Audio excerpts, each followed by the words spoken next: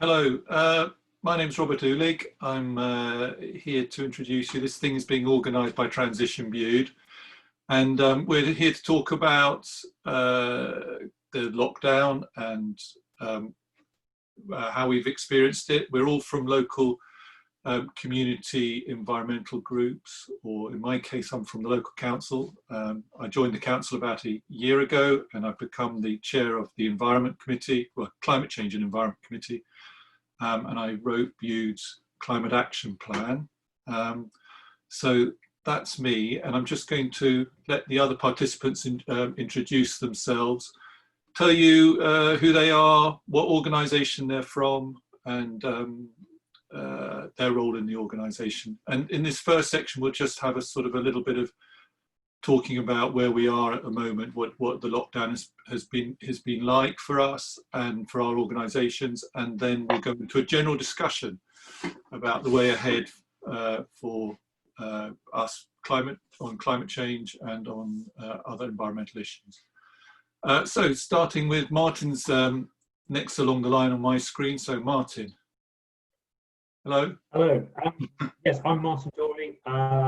I am from the 2 Minute Foundation, which is a new charity that was born out of the 2 Minute Beach Clean. So we're basically an environmental charity that is devoted to cleaning up the planet 2 minutes at a time. And by default, I became the CEO when we became a charity. And that's me. Okay, and next along my line is Eilidh. So hello, Hello. Eilidh. Hello, I'm Eilidh. I run Repair Cafe Bude, and I manage it along with another lady. And we have been running for a year, and we basically have lots of repairers that come along and fix things for free for people that come on the day with a whole range of items. Like toasters, kettles? Platers, zips, bags, earrings, laptops, phones, grass cutters, a whole load of things. Yeah. Okay. And last but not least, Lou. Hi, I'm Lou from Refill Shop. Refill Shop is a community interest company, a social enterprise, and we were set up by 8 like-minded people who wanted to make reducing your plastic consumption affordable for everybody. So that's where we are. And you're in the, I forget the name of the road actually. Bellevue Lane. Yeah, exactly. Bellevue Lane in Bude.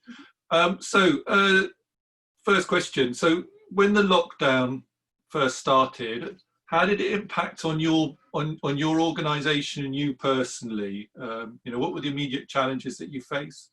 I mean, in my case, I work from home, so it was more of the same really, but I had my children back here, and there was a bit of adaptation, and I was helping out with the local hub to help vulnerable people.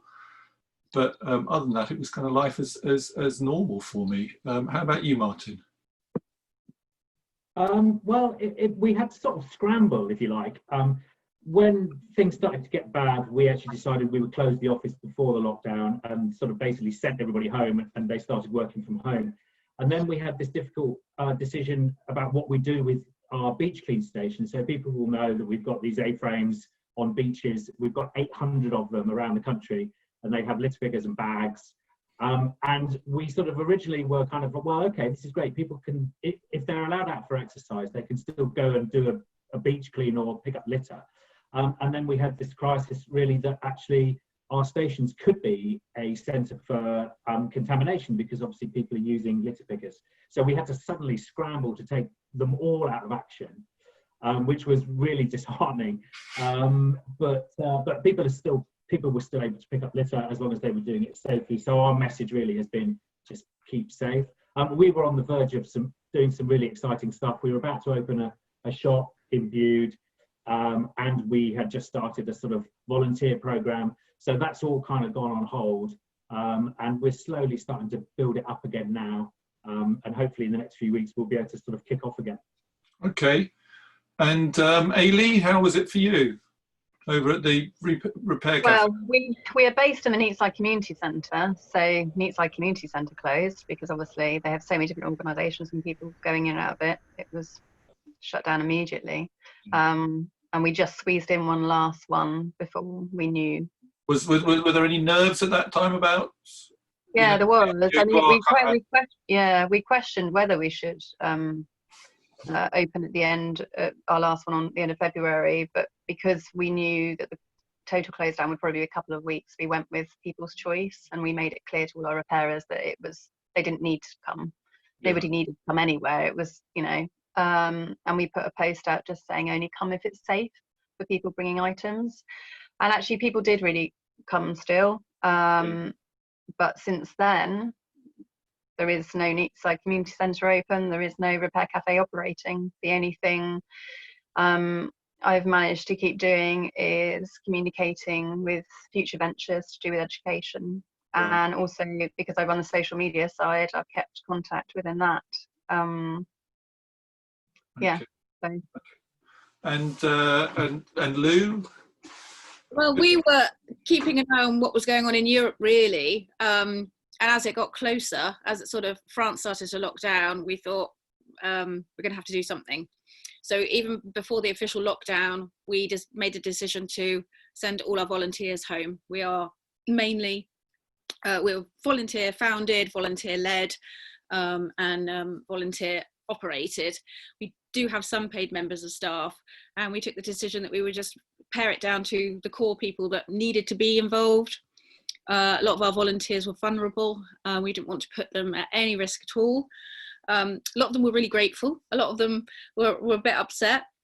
And then we kind of like had this mad, day of like, how are we going to operate? What are we going to do? How are we going to keep going? How are we going to keep serving the community? And we decided that right from the word go, we would just do home deliveries. And that's what we did. And how's that gone? Yeah, it's been fantastic. In fact, we've done like 550 home deliveries in the last sort of 10 weeks or so. We wouldn't have been able to do it again without volunteer delivery drivers. And it was fantastic to keep being able to help people and support people, and especially those who were shielding for very real health concerns. Yeah.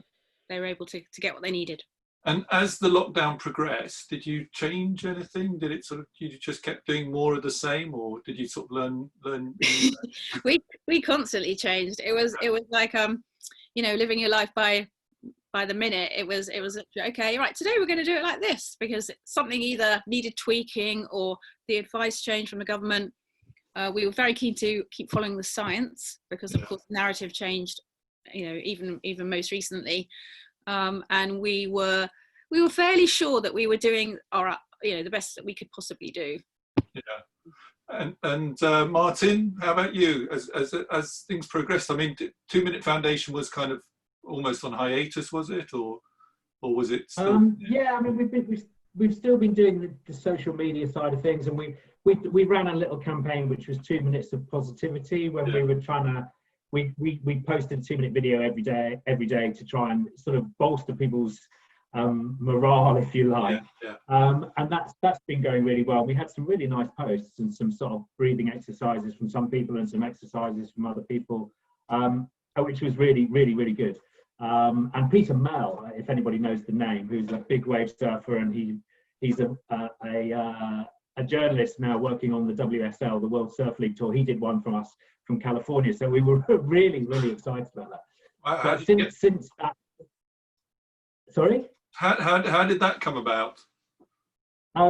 Because the lady who does our social media goes to Portugal every year to the WSL events and just makes a nuisance of herself with little 2-minute beach clean flags, and has got to know him. So that was remarkable, really.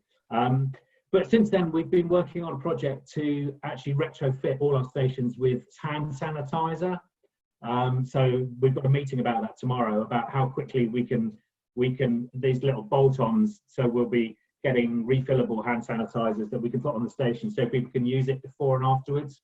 And actually, that's really the best way of getting everything up and running. So it's a design issue, it's a kind of safety issue, and we've got our guardian angels who look after the stations, and we need to keep them safe as well as the public. So it's been a constant sort of battle to try and stay ahead of things. Mm. I think, you know, same as Lou, you've got to try and adapt really quickly. And how are we going to do this? Yeah. You know, but fortunately, you know, we've got a good creative crew and everybody sort of gets involved and, you know, does what they can. Brilliant. Okay. And Eilidh, how was it over at the Repair Cafe? I mean, once it was shut down, you Well, said I mean, sort of some. yeah. There was some really good initiatives, and there's a lot of information coming back from all the repair cafes, UK and worldwide. So I fed through that information because the statistics are quite shocking, but also quite telling and educational.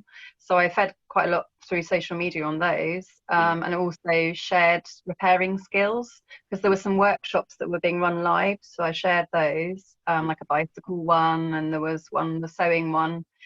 So I post tricks and, you know, and we did at one point try to encourage people to post what was broken and what they've managed to fix in lockdown. But people are very, it's very tiring, isn't it, lockdown, and it takes a lot of concentration. So I think long term that will be something people will share more, but right now there's only been a little bit. Right. And I just carried on really communicating with the education centres that I've been in touch with, like the secondary and primary schools, just sending them out more information about when the lockdown is over, what we can do together.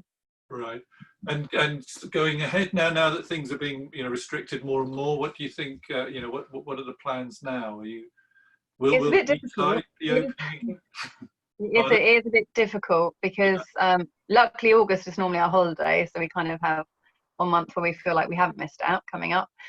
But we're probably, in all eventuality, probably going to have to go to an appointment system, which will limit the numbers that we can fix. But maybe we need to look at expanding how often we are in that.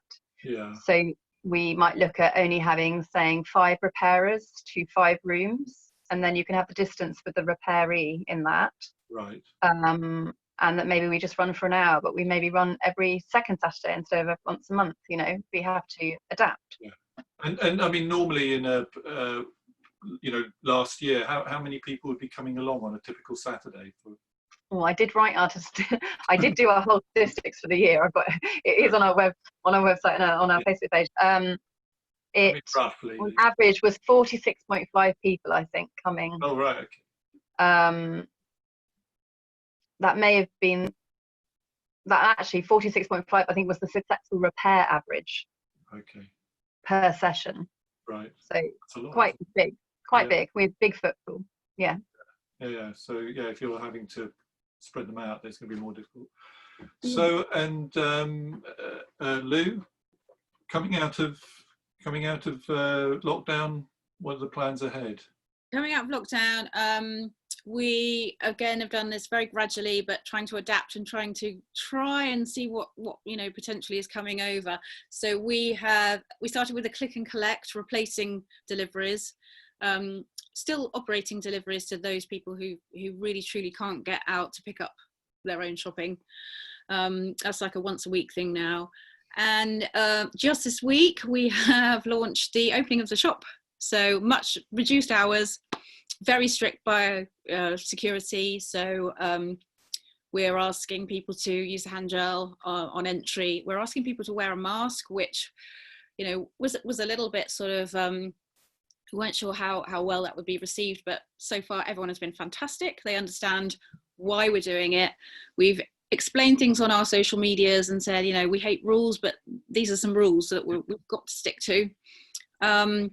We thought it was really important to remind people of, you know, why they used to come to us and the difference that they can make, you know, even if it's just small.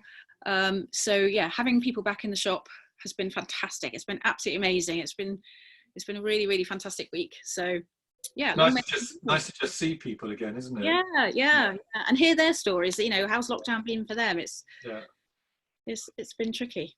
Yeah.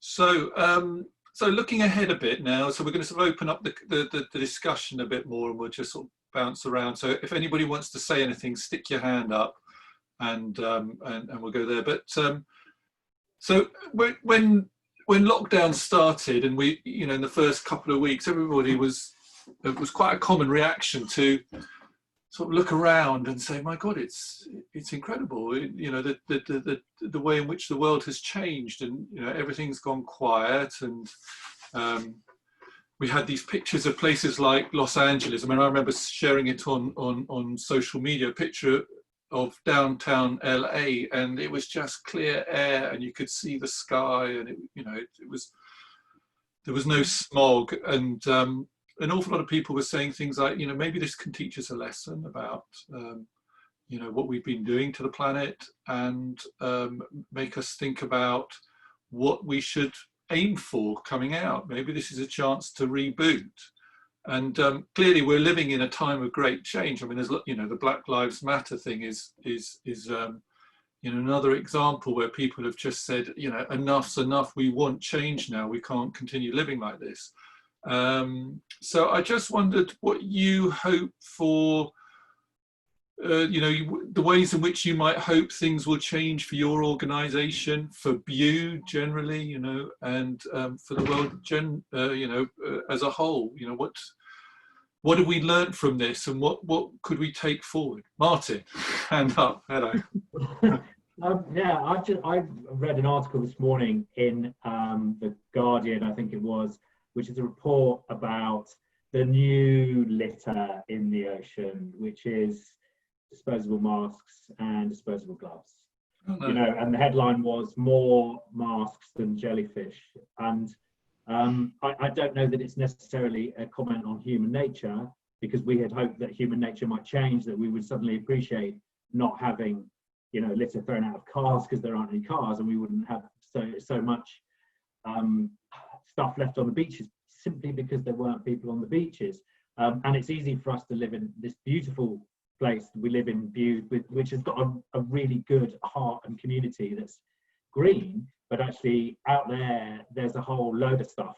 You know, the plastics industry is ramping up their operations because the oil price has gone through the floor, and therefore it affects the plastic price. Therefore, plastic's cheaper, and some people see it as safer. And actually, we're worried that plastic production is just going to fly through the roof, and more stuff's going to be packaged in plastic, which is why the refill shop and the repair cafe are so important for our community, because it's a way of stopping it at source. And the more these two do, I'm pointing that way and that way because that's how they are on my screen, the more they both do, the less we have to do as people picking up litter on the beach. Yeah. So we have to hope that things can continue, but it's going to be an uphill fight, I think. Yeah. I mean, all this protective gear, it's all disposable stuff, isn't it? So massive. Yeah, I mean, you can't fault it. It's kind of like criticising the NHS for using disposable plastics. You can't criticise it. You've just got to try and work out how we can get around it and how we dispose of it properly. And the worry is that people won't. Yeah. And Lou, any thoughts on hope for change? What's? Well, I think transformation rather than restoration, and I really hope that in terms of, you know, the world, people change the way that they consume. You know, maybe it's naive, but it would be fantastic if people, you know, planned more and enjoyed cooking more. It doesn't have to take a long time, and then shopped accordingly, shopped once a week rather than every day, or even once every other week, and kind of shopped in a more mindful way. I think it would stop them impulse buying. It would stop them buying more than they need, and things going, you know, food going to waste, things wrapped in plastic that they don't necessarily need. But I do appreciate that everyone has had to make compromises over lockdown, and, you know, you've got these ideals, and in an ideal world, or in the old normal, you know, that was fine, and we were making a difference. But if you're not able to get your fresh fruit and veg from where you normally do, you might have to go to the supermarket and get it wrapped in plastic. Yeah, I mean, so, one of the things. Yeah, sorry. One of the things that has been quite heartening about it has been the springing up of lots of independent suppliers. We've had all the peas. They've been, and I see that there's, I forget what they're called, but they're suggesting doing a stall in Bude Haven car park on Sunday, I think it is, and they're a local fruit and veg grower, and they've been doing box deliveries, and now they're thinking of having a weekly store there.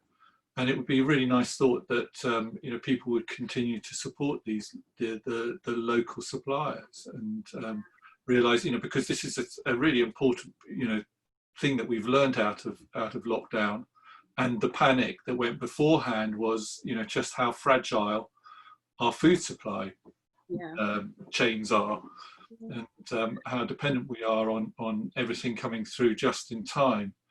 Absolutely. And everything coming abroad, it would be, you know, obviously there are some things we can't grow here, but maybe we have to think about what we're eating and why we're eating it. You know, do we really need, you know, so much coconut? Do we really need almonds? You know, is there a local alternative that we can grow here that, you know, is going to be more available, is going to be cheaper?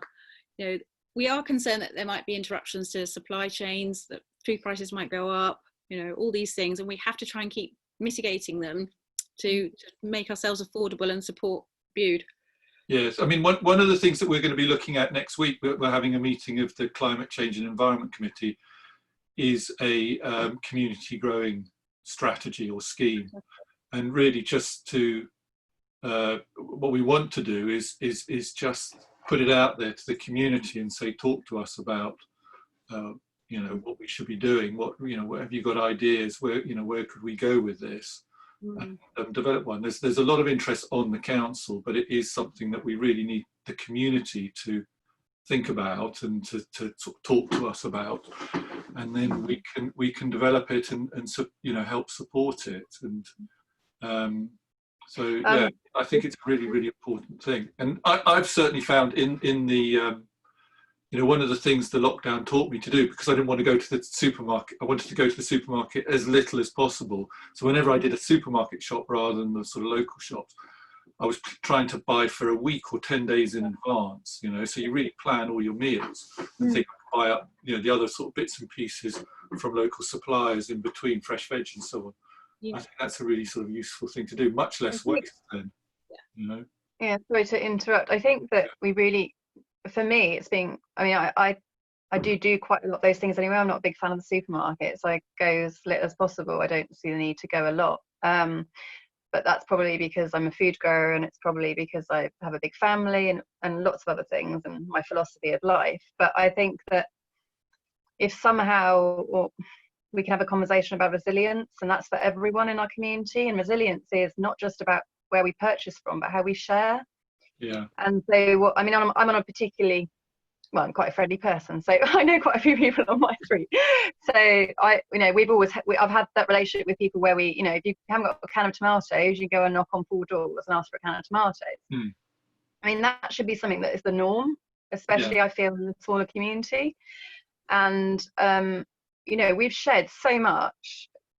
My friends, people I don't know, I've put things up on Facebook for free just because I knew someone might need it when they're sitting at home. And although we have those meetings already, I think that can be expanded on. And I really think, you know, more swap shops, more swapping opportunities, more free gifting. I mean, there was a lady that, I think it was called Ollie or something, she set up an app where if you had extra food, be it a meal or be it extra carrots, and you just pinged it out, and then someone could come and collect it. Brilliant. I mean, this is what we should. So we've all gone silent suddenly. But actually, one of the biggest waste areas is in the home. Yes. So, and why do I need to go and buy a box of nails because I need 2-inch ones? You know, can't I just go and ask? You know, all this stuff. We don't need to be going to buy it. So I hope that is used more, and I hope personally to look into that more. That Ollie app is fantastic. I used to use it when I lived up country, and I was really pleased to see that there were people using it down here. However, the nearest person to me that uses it, in fact in the whole of Kilcampton where I live, is my next door neighbour. That's quite handy. We need to get the whole, and I think people will be looking at, you know, using things like that more. It's definitely going on Facebook, you know. Yeah. It's keeping the relationships we've built through this. I mean, there Yeah. are people communicating that didn't communicate before, and it's not about being best friends with people or really knowing them and knowing the ins and outs. It's about knowing that you can reach out and get that support just because you're another human being. Yeah. And that can just be physical things you need, and that's great. Yeah. Martin, you had your hand up. Was there something you wanted Yeah, to say? no, I was just going to say just about the sort of that sense of community. We're really lucky that we have a good community here in Bude anyway. But actually, if there is anything that has hopefully happened elsewhere, it's that people can experience that idea of sharing, of knocking on your neighbour's door just to check they're okay, and the idea of sharing. And then, I mean, it's almost this kind of, it's quite an old-fashioned concept, isn't it? It's the kind of, we've all hunkered down and we've all kind of, dug in, and you can use all these sort of wartime references, but actually sometimes it's really important to look back, to be able to look forward, because of the idea of sharing, of not being able to, waste our lives on sort of vacuous shopping, and actually go shopping for things we actually really need, and taking the time to do it, having more time to consider things more carefully. Maybe cycle. For me, it takes me half an hour to walk into town. One of the joys of being locked down was walking into town to do my shopping and walking home again. And that's a journey of less than a mile that I would have done once, twice a day normally. And I'm someone who's conscious, But so I think it's just kind of, I don't know, just slowing down has been a really positive thing, and I hope that people will keep going on that. Yeah. So we've been talking about quite a few things that we would hope we've learnt from this and that we could possibly take forward. But what do you think will actually happen? Locally, nationally, globally. Are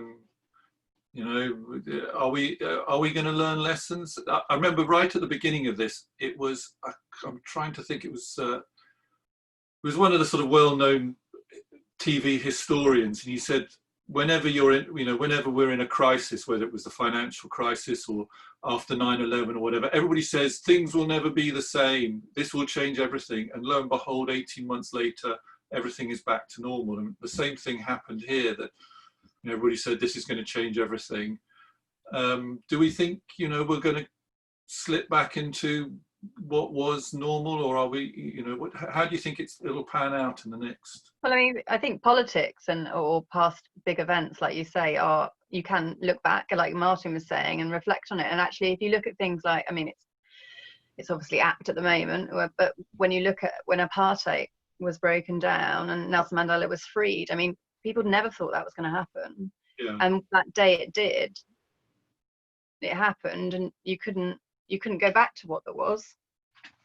And although obviously there are still struggles, as we know and are seeing, I think what I'm saying is we can go in stages. Things can happen, things can change. It might not all happen in one lovely picture like it has been, apart from the backdrop of an awful virus. It has had a beautiful image, hasn't it, with the silence and the birds singing and the freedoms to walk down a road and all these things, and I think it's really about how many individuals, I think, can be mindful in assessing what brings them joy, true joy. Yeah. Because we get distracted by the noise, don't we, of life. And if enough people can reflect, and was it Marie Kondo or someone that says about, when you pick up an item of clothing and you say to yourself, is that really joyful? Well, you could say that in every situation, couldn't you? Did that actually bring me joy? Was that a nice thing? Or would I have rather not done those two things and done that thing? It's having that sense of reflection, isn't it? Do you think there's a danger that, an awful lot of people's livelihoods have been curtailed and possibly cut right off, or severely threatened? And we're going to face a period of enormous economic hardship, and at a time like that, then concerns about well-being, about the environment, about other issues can be sort of pushed out of the way by just the sheer economic. Well, interestingly, there are a lot of economists that have written for decades on the economy, and they have actually been writing and saying this is based on an Sustainable. We need to fundamentally change, because this shows how weak we are. And that's economists who often, although they can be skeptical, they often say it'll be fine, or we do this, whatever, but they're actually saying this is not working. No, I mean, I've noticed that there's last time, the last big crisis, I suppose, was the global financial crisis. And after that, or as it was going on, the economists were saying, right, we need massive belt tightening, and we need, austerity, and we need to find ways of bringing the money back in, or reducing the debts that we've incurred in this period. And this time round, economists are saying, actually, that didn't work. I mean, if there's one good thing that's sort of coming out of it, that is that economists are saying austerity is not the answer, and that we need some kind of massive investment, and it makes sense for that to be some kind of Green New Deal, where we invest in a more sustainable economy, in renewable energy. We don't go back to the old ways, and that we look at the way in which we live, because the virus is telling us something about the way we live, whether it's globalization, or the way in which well, they've gone outside of the politics of it, the economists. Like Lou said earlier, where we've had stock that hasn't been in our shops, and they're saying the reason this is because we are not resilient. We have broken down all our resilience within our own countries. We do not make the things we need. We do not invest in the things we need. Yeah. Import export is failing each country. So it's not energy, of course, we have to go the right way on that, but also along with that, it's every little part of what we consume we need to be looking at. There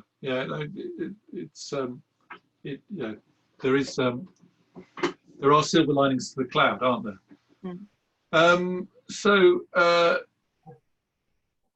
Sorry, Martin. Can I jump in there? Yes. Just the sort of future of things. I think one of the things that we have to really be careful of and mindful of is that we actually do work together solidly, and actually, because it's the establishment, whatever that is, the oil companies, the government, the media, billionaires, and that it suits them to have business as usual. And actually, one of the things that we hear is that we want to get back to work, we want to get back to business as usual. And actually, the point that we need to make, I think, for all of us, is to stand together and say business as usual wasn't working, and it's the reason we're where we're at. We're sitting on this call because of business as usual. So how do we change everything? And actually, that's going to be a really tough battle, because business as usual is convenience, and it's easy transport, and it's oil versus wind power, and it's kind of misinformation, and all these kind of issues that are, the cards are really stacked against us, and we've got to really work together, I think, and it's going to be really difficult. Yeah, sorry to be so gloomy about it. No. Well, this quite handily brings us on to my next question, which is, what can we do? If we look at what's been happening in Parliament with the agriculture bill, 6 months ago they were telling us that we won't give way on anything. We'll maintain standards. In fact, we'll demand higher standards on food safety, on public health, on animal welfare, on the environment, on climate change, on all the different things. And this was going to be a great new dawn for agriculture, and the farmers were all excited about it. Environmentalists was excited about it. Everybody was. It was kind of looked great. And yet, lo and behold, surprise, surprise, as the agriculture bill goes through Parliament, it's amendment after amendment where they're giving way. Now, they've voted to scrap our food standards, or at least really quite curtail them, and we're facing the prospect of chlorinated chicken, hormone-fed beef, and there'll be all sorts of herbicide and pesticides that will be allowed again that have been ruled out, and this is all just in the interest of getting a trade deal with America, really, isn't it? And there is a sort of sense that all that's going on up there. What can we do as individuals, as communities, do you think, to make sure that you know, we don't lose out on these things, and that we continue moving in the right direction. Anybody want to answer that question? I think if we continue in some ways about where we were, really, because where we are, a lot of us, we are doing initiatives and we are doing new things. So not to be depressed or downcast that everything might not change overnight, because it was the dream, wasn't it, for a lot of us. So for me, I've observed and I will reflect, like Martin said, and I will see where there are avenues to improve and to keep adding in and layer on layer. And I think that's all we can ask, really, because I mean, humanity is a big machine, isn't it? And unfortunately, with corporate mentality being fed into us for what, over 100 years, really, that's a hard thing to unravel. And people don't always realize what greed has done to them and is doing to them. So we can't really expect all that change overnight, but we can be positive that we can make baby steps in the right direction. I agree. I completely agree. I mean, the 2-minute foundation is about taking 2 minutes of each day to do something positive.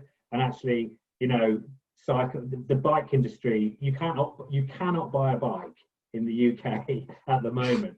That's the best news ever, you know, because of lockdown. So maybe these things will start to breathe new life. And actually, if we all cycle, then the oil industry, the prices will stay low and they're not getting the profits they did. And they'll suddenly realize maybe they need to get into bicycles as well, you know, and they might start producing renewable electricity to run those electric bikes that everyone's buying. So maybe there is hope. And actually, every little bit matters. And that's what I believe, which is why we're all here. So, sorry, Lou, I'll cut you off. Yeah, I think, yeah, we need to keep doing what we're doing, not lose sight of all of our organisations. And as Martin has already, you're already national anyway, and you know, so you really, I think, being as replicable as possible. You know, if we can do this, we're just normal, regular people, just providing support to other people to say, you just need one person, here is a template, you know, you can do what we've done. You can do it on a smaller scale, or you can go in a different direction, but you can do it, you know, it's worth it. Having, you know, village co-ops, you know, we're buying co-ops where they buy as a group to get better prices for themselves. You know, these are all things that are completely achievable on a very small local level, you know. Yeah, absolutely. Yep. With sort of, I mean, leading on to this, it's kind of tipping points. I mean, we've seen a sort of tipping point with Black Lives Matter. You know, suddenly George Floyd's death, they've suddenly globally people have gone out onto the streets. Doesn't matter, you know, what country, what race. They've just said this is enough. This, you know, we've had enough of prejudice and discrimination and endemic racism, and you know, it's time to do something about it. We want change, and we're not going to allow this to continue anymore. And we also saw it. There was a sense that mood was in the air with climate change and sort of other environmental issues. With Extinction Rebellion and with Greta Thunberg, there was a sense that we were reaching a tipping point where everybody, or no, it's never everybody, but a large number of people thought, right, we've got to do something about this. But there's, I don't know about you, but I've had a sort of slight sense that the passion and zeal for climate change and for environmental issues has been a bit dimmed by the COVID outbreak. We've looked out and said, isn't this fantastic? You know, clear skies, clean air, we're all going out and doing these things. But you know, the sort of movement, the pressure that was building also sort of seems to have been somewhat dampened, because, you know, our attention has been on a public health crisis. And wondered what you almost like it thought. was designed, isn't it?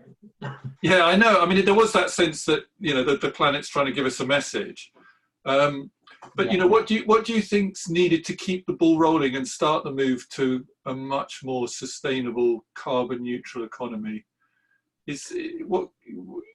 I think the You know, momentum. I don't think we can look to governments at the moment for it. They've got other things on their minds and they've got other agendas.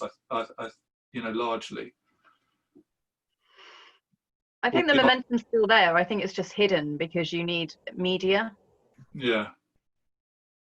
Okay. Available at the moment, and we aren't as available, so we can't come out and be so. And obviously, the Black Lives Movement is being very vocal, which is fantastic.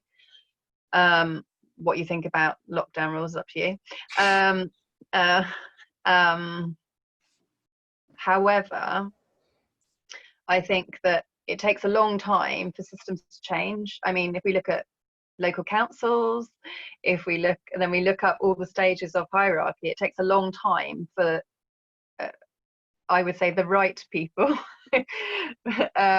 or people that are going to bring about change that I feel is important for our planet to get into those positions. And unless you have out and out revolution,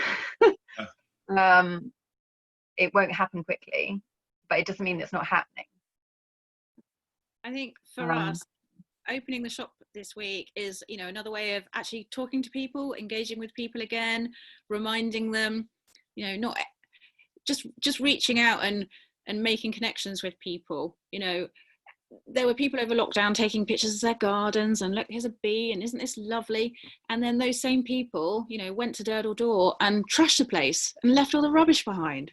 You know, it's, I think we just need to keep talking to people, keep educating, keep reminding, you know, this is where we're doing it. We're doing it for our kids. We're doing it for our grandkids. You know, I think reaching out is the most important thing. Keep reminding them of the message. Martin? Yeah, education, I think, education is absolutely vital because, you know, the divide and conquer rule, you know, Greta Thunberg, the divisive character, you know, the threatened establishment who, you know, or even people saying, oh God, climate change, they're going to take away my car and shoot my dog, you know, that kind of stuff. We've got to tell people that it's not about that, you know, and there is a fear because it's unknown, and it's like the Green Party has had such a kind of, their image is changing because they're becoming more modern, but people remember, you know, people remember the kind of tree hugging, and in the same way that people remember the Labour Party for being the party of the 3-day week. We have to educate that things are changing and that things have changed, that things can change, and it's okay to change. That's the tough thing. Yeah. And it's going to change anyway. So wouldn't you rather be part of the change and have, you know, have some part of making decisions on how it's going to change than fight it? Yeah. And that it's going to be fine, that it's going to be okay, it's going to be nice. Yeah. You know, we've seen it. The skies are going to be clear if you don't fly, you know, and the birds are going to tweet if you stay out of your car. It's that. We've seen it. Maybe this is the opportunity that we need to take to say, remember how it was, because it could be like this again. Yeah. Yeah, I mean, that fear of change is huge. And then when you say, oh, but don't you want a world that's like this? And don't you want a world that's like that? And, you know, you talk about what the benefits are rather than and say where we could end up and what the opportunities are rather than what the threats are. I mean, you know, we've had this imbued with getting the climate emergency declaration through and getting it through the council, and you know, it started off with a lot of councillors just saying, oh well, there's this, you know, we're tourism dependent economy, and you know, if we declare a climate emergency, nobody can come to us. And you say, no, you know, it means that we start thinking about ways in which we build a more sustainable tourism industry, and this is the part of tourism that is growing most, ecotourism. It's and if we, you know, here's a real opportunity for a community like Bude to promote itself as a sustainable tourism destination, make ourselves Britain's biggest or best sustainable tourism destination. And, you know, lo and behold, people will come because it's what they want. You know, there is this suppressed or sort of suppress isn't silent demand for these things. Everybody's got these concerns. We're all worried about it.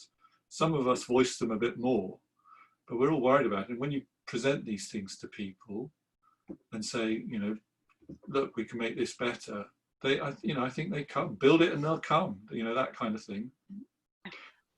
I think that Bude's quite a funny place in one respect, because we're very small, we look very pretty, but we've got a wide spectrum of people here, very wide, and we could easily assume, because we look so pretty, that we're all doing the right thing. Now, we know that's not true in respect of making the right environmental decisions, so it would be interesting if we could get a lot more going in our community and really test our community. And yeah, it would just be interesting to see what more initiatives we could bring about. Well, we've got this application in with the lottery climate action fund, and it goes in front of the final panel, the decision-making panel, next week on the 17th. And then shortly after that, we should hear whether we've been successful. One of the, what that application is really all about is about investigation. Where is our carbon footprint? What can we do about it before we actually sort of come up with projects or initiatives to deliver change? We need to know where it would be less targeted. And one of the really interesting things about Bude is that we have a disproportionate number of retirees, people over 65. And you always think in terms of, where's the biggest carbon footprint by age? And I always thought, it must be sort of, families in their 30s and 40s. You've got, you're pressed for time, and you possibly haven't got that much disposable income because finances are tight, so you can't spend money on a better boiler and on better insulation and so on. And you're one of you's possibly working a lot and traveling a lot for it. And I always thought that age group was the one with the big carbon footprint, but it turns out that the age group with the largest carbon footprint are the 65 years old and plus age group. And when you think about it, it makes sense, because they're at home all the time, so they've got the heating running in winter. They often run a couple of cars, and they rely on them quite extensively, because they're less likely to walk to the shops or cycle to the shops, because they're slightly less mobile on average. And they also have, generally, they have a reasonable disposable income, and they want to spend it on going on holidays, going on mini breaks, going on cruises, and maybe their families are dotted around the country, or even a long way abroad. And it's not unusual for those kind of people to say, well, once a year I go to Australia to see my daughter. And consequently, they have a really large carbon footprint on average. And the big question is, how we engage with those people, because they are a generation that is possibly more difficult to persuade, and for all sorts of different reasons. Part of it is they're not aware. Part of it is I'm only here for another 15 years, and I've worked hard all my life, and I want to now enjoy my retirement and make the most of it. And part of it is I don't know what. So that's one of the things we want to look at if we get this funding. Interesting to have a space in Bude where we could share carbon footprint information. That's another thing that we want to look at. So what one of the things we're going to do is have long term, we'd like to have some kind of physical hub, which would be the refill shop likes needs more space. We do. Absolutely. There's so much we could do with space. Yeah, and so whether we have we can find space for a larger refill shop that could also have a cafe, which is growing, which is preparing food that comes from local growers. And so when people come in and eat in the cafe, or go to the shop and then have a cup of coffee afterwards, they can then you can say everything that's or as much as possible that you've been served has been grown locally. and they'll see information about, do you want to grow your own food? Here's, here is how we can help, because we've got a, community growing scheme by then. And, also, but before that, we'd like to have a virtual hub, something online, so that you can provide all this information as well, so that people can inform themselves. It would be nice to have a big board, though, a big board where people could not know that anyone was looking at it, but they were. That kind of like sneaky look and Martin? So the 2 Minute Foundation, we have been talking to the local council about taking over the office, the old beach office at Crooklets, and we're working with a builder. And one of the things that we really, really want to do is to retrofit as many green technologies into that building as we possibly can, in order to be able to demonstrate to people that actually they are affordable, and to talk about the RHI, the renewable heat incentive, and say, look, our hot water here is produced by solar thermal, it costs X amount, and you get 50 quid a month back, or whatever. So literally that big board that says this building is done like this, come and talk to us. So that actually people can, because they're afraid of it, because of all the, the feed-in tariffs gone down, and all the kind of early exploitation of the feed-in tariff has given it a bad name, and people think it's too expensive, it takes too long to pay off, and actually it'd be a really nice opportunity to say, well, we've got a wind turbine, it cost us £1,000, and it does all our computers throughout the day and charges our electric bikes, and then those kind of things, that's when you spark people's imagination doing it for real. So, I think those things, they are possible. It's a lot of work, but that will make it happen. And same with the refill shop, and also the Repair Cafe. Between us, surely we can change some minds at some point. Yeah. So we're running out of time now. We've only got sort of a minute or two left. So I just to wind it up, just ask you for your final thoughts. Concerns, hopes for the future. Anything that you wanted to add at the end? I mean, I think for anyone watching this or anyone sharing this, I think if you use any of our services, it really makes a difference. Massive. And we're all really approachable. We're all contactable, even in this time of lockdown. I can still help people. Yeah. I can still facilitate contact with people for repairing. Like others can still facilitate that kind of information. So we're still here. We're good at signposting as well. So, if we can't help you, then we're such a tight community that we'll know someone that can, and we'll be able to point you in the right direction. So come and ask. Yeah. Martin? I just hope that we will see this lockdown period as an opportunity and continue to use it. And maybe, while we're talking, I'm thinking, okay, how are we going to talk to these people? What messages have we got? And it has to be positive. And it has to be, we want to live in a cleaner world. Do you want to live in a cleaner world? Do you want your grandchildren to live in a cleaner world? And this is what you can do. And how you do it is you switch off the light, whatever it is you need to do. And each and every one of those small actions matters. And to make people feel that they do matter. So even people from who have a really difficult time in the community, we need to tell them that actually the things that they do matter. And actually people who are living in luxury, in retirement, the things that they do matter as well, for different reasons. So, positivity and togetherness, really. I think, well, that's a great ethos to finish on. Positivity, togetherness. We're all in this together. Pull together on it. We've learned, if there's anything we've learned from lockdown, it's that, isn't it? Yeah. We're stronger when we're together, and we all need to look out for each other, and we can make it better. So, thank you very much. It's been great. Thank you. Superb. Thank you. Bye.